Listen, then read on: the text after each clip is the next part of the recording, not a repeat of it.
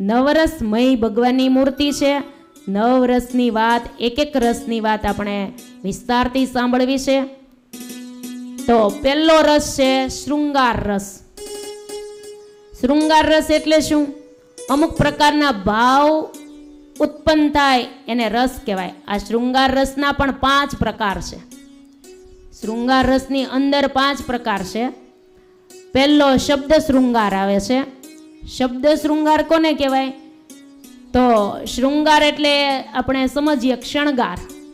ભગવાન શણગાર ધારણ કરે અને શણગાર કહેવાય. પણ શબ્દ શૃંગાર એટલે શું?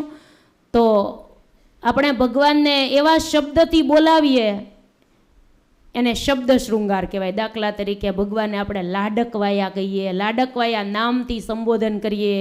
રસિયા, મનમોહન, વાલમ, રસરૂપ, રસીલા, સલુણા, ચિત્તચોર, આવા બધા શબ્દોથી જે ભક્તો ભગવાનને આમ પ્રાર્થના કરતા હોય કે બોલાવતા હોય કે કીર્તનોમાં ભગવાનને આ રીતે લખતા હોય તો આને કહેવાય શબ્દ શૃંગાર.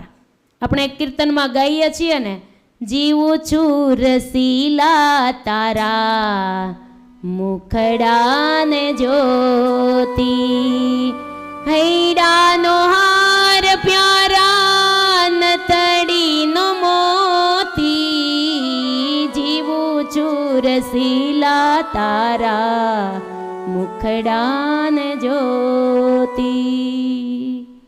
તો આ પંક્તિની અંદર ભગવાનને નતડીનો મોતી કીધો.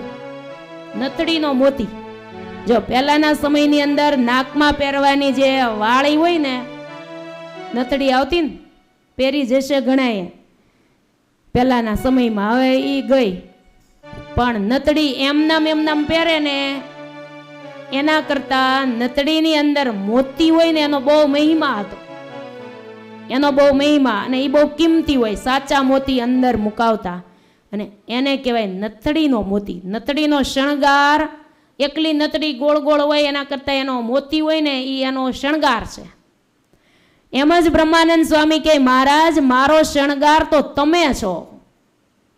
હૈડાનો હાર પ્યારા નથડીનો મોતી, જીવું છું રસીલા તારા મુખડાને જોતી. હે પ્રભુ, હું આપના મુખને જોઈને જીવું છું. તમે મારા હૈડાના હાર છો અને નતડીના મોતી છો. આને શું કહેવાય? શબ્દ શૃંગાર. આવા શબ્દથી જે ભગવાનને સંબોધન કરવું ને એને શબ્દ શૃંગાર કહેવામાં આવે છે. ભગવાનને આવા કીર્તનોની અંદર કેટલા સંતોએ ભગવાનને આવા સંબોધનો કરીને કીર્તનો લખ્યા છે. આપણે થોડીક કડીઓ સાંભળીએ હો. અમુક સંતોએ કેવા ભગવાનને સંબોધનો આપ્યા છે કે મારા ચિતડાનો અલબેલ ચોર ધર્મજીનો કામણગારો લાલ, ધર્મજીનો કામણગારો લાલ, મારા મનડાનો કળાયેલ મોર ધર્મજીનો કામણગારો કાન, ધર્મજીનો કામણગારો. આમાં મારા ચિતડાનો કળાયેલ મોર, કેવા શબ્દોનું સંબોધન છે. આપણે સાંભળીએ ને ત્યાં આપણને એમ થાય એક શબ્દો સંતોએ એવા લખ્યા છે કે આપણા હૃદયની અંદર એ શબ્દો વસી જાય તો પણ આપણા હૃદયમાં શાંતિ થઈ જાય.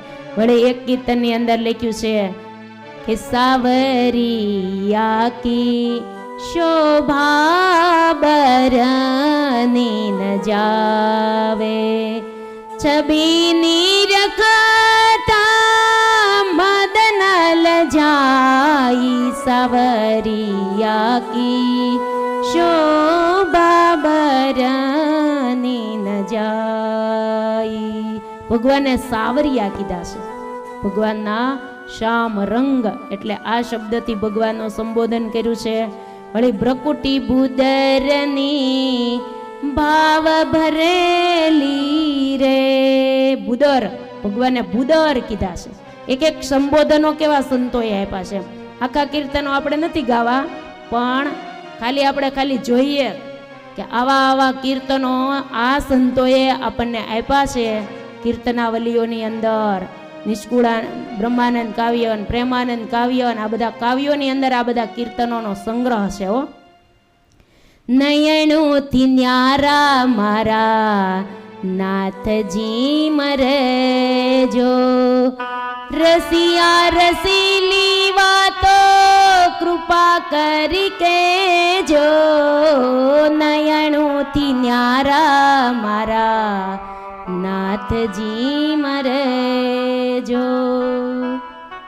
રસિયા જે બહુ આમ રસવાળા હોય ને એનું શું કહેવાય? રસિયા. રસપૂર્વક કથા સાંભળે ને એને કહેવાય રસિયા. ઉપરથી સાંભળે એને રસિયા નો કહેવાય. હનુમાનજી મહારાજ રસિયા હતા. ભગવાનની રામકથા જ્યાં જ્યાં થાય ત્યાં હનુમાનજી મહારાજ આવી જ ગયા હોય. એટલે રામાયણની કથા જ્યાં થાય ને ત્યાં હનુમાનજી મહારાજનું આસન બિછાવેલું હોય અને બોલાવવામાં આવે, આઈએ હનુમંત બિરાજીએ કથા કહું મતી અનુસાર, પ્રેમ સહિત ગા દીધરું બિરાજીએ પવન કુમાર. એમ હનુમાનજી મહારાજ કથા સાંભળવામાં રસિયા. આપણે ખાવા પીવામાં રસિયા હોય હો. આપણને ક્યાંક સ્વાદવાળી વસ્તુ ભાળી જાય તો એમાંથી રસ છૂટે હો. આ વસ્તુ ચાખી નથી. ફલાણા ગામની આ પ્રખ્યાત કહેવાય, ધોળાના પેંડા જમરૂક પ્રખ્યાત કહેવાય. ધોળા નીકળ્યા હોય ધોળા ગામમાં આવે ને આડું, સુરત આવો ત્યારે આડું આવતું હશે ને. હવે પ્રખ્યાત હોય કે ન હોય પણ આમ કહેતા બધા હો. અમુક અમુક ગામની અમુક અમુક વસ્તુ પ્રખ્યાત હોય. પછી ત્યાં તમે નીકળો ગાડી લઈને એટલે તરત ગાડી ઊભી રાખી દો કે નહીં, આ ગામના આ ભરૂચ આવ્યું છે, ખારી સિંગ વખણાય છે, અહીં લેવી જ પડે. અહીંનું આ વખણાય છે, આ લેવું જ પડે. જેમાં જે રસિયા એમાં રસ આવે. પણ ભગવાનના ભક્ત હોય, જેને ભગવાનમાં રસ હોય ને, એ એક પણ ભગવાનના શબ્દ જવા ન દે. ભગવાનમાં રસ બસ થઈને ભગવાનમાંનો રસ ચાખ્યા કરે.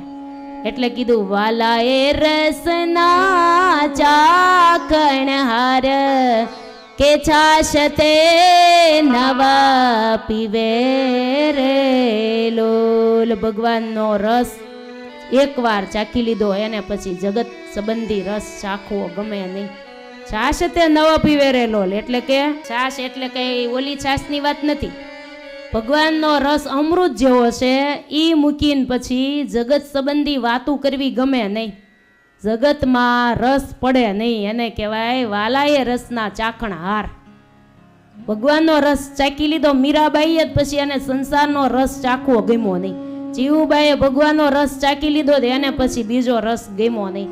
જેણે જેણે ભગવાનના રસ ચાખ્યા પછી આ રસ સંસારનો રસ ખારો લાગ્યો. સંસાર છે એ સુખ દુઃખનો દરિયો, જેમાં તરી શકે કોઈક જ તરિયો. એટલે સંસાર છે એ સુખ દુઃખનો દરિયો છે, જેમાં તરી તો કોઈક જ શકે. પણ સંત સમાગમ કરીને મનને મારીએ રે. સંત સમાગમ હરિકથા સત્સંગમાં આપણને બધું જ મળી રહે છે. તો ભગવાનને એવી ઉપમા દીધી છે એક એક સંતોએ. સુખકારી ઘનશ્યામ મારા મંદિરમાં પધરાવું, મારા મંદિરમાં પધરાવું. સુખકારી, જે સુખ આપે એને કેવા કહેવાય? સુખકારી. આપણે શું સાંભળી રહ્યા છીએ ખબર છે?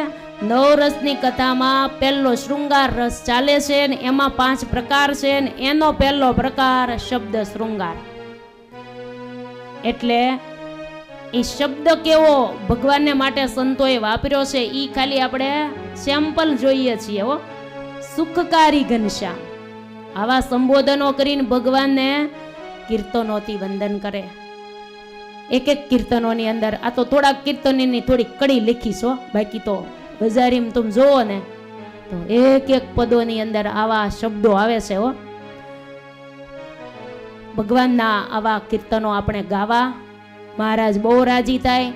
કીર્તન ભક્તિથી તો ભગવાન રાજી થાય છે હો. કલો કેશવ કીર્તનમ કળિયુગમાં કીર્તન ભક્તિ શ્રેષ્ઠ જ કીધી છે. સતયુગની અંદર ઊંધે માથે તપ કરીને રાપડા થઈ જાય તોય ભગવાન દુર્લભ હતા, એ અત્યારે સુલભ છે.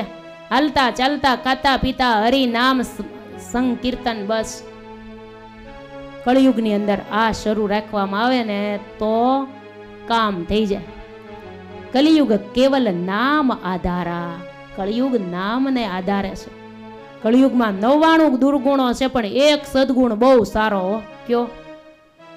હાલતા ચાલતા સ્વામિનારાયણ સ્વામિનારાયણ સ્વામિનારાયણ કર્યા કરીએ ને તો કલ્યાણ થઈ જાય. આ કામ થઈ જાય છે કળિયુગની અંદર. માટે ભગવાન એવા છે કે જેનું ભજન કરવાથી આપણું બહુજળ પાર તરી જવાય છે. વળી આ શબ્દ શૃંગાર ભગવાનને વશ કરવાનું એક હથિયાર છે હો. એટલે કે આપણે ભગવાનને વશ કરી શકીએ આવા શબ્દ શૃંગારથી. ભગવાનના આ પદો ગાઈએ ને તો એવી ભગવાન પણ બોલતા ને તો ભગવાનની પણ એવો ઘેરો મધુરો અવાજ હતો તો સાંભળનારા પણ મંત્રમુગ્ધ બની જતા હતા. દિવ્ય ઘેરી વાલમજીની વાણી હતી. દલપતરામ કવિનો એક પ્રસંગ છે. દલપતરામ કવિ 8 વર્ષના હતા ને ગઢડા દર્શન કરવા માટે ગયેલા. બરોબર મહારાજ વડતાલથી ગઢડા આવતા હતા અને સામૈયાની તૈયારી હાલતી હતી અને બધા મહારાજની સામૈયાની તૈયારીમાં દરબારગઢમાં બજારમાં બધા ઊભા હતા. એમાં મહારાજ વડતાલથી માણકી અસવાર થઈને પધાર્યા અને દરબારગઢમાં આવ્યા. સલાંગ મારીને મહારાજ નીચે ઉતર્યા અને મહારાજ હાથનું લટકું કરીને એટલું બોલ્યા, ભગુજી આ માણકીનો પાવરો કરજો. કેવું લટકું કર્યું હશે મહારાજે?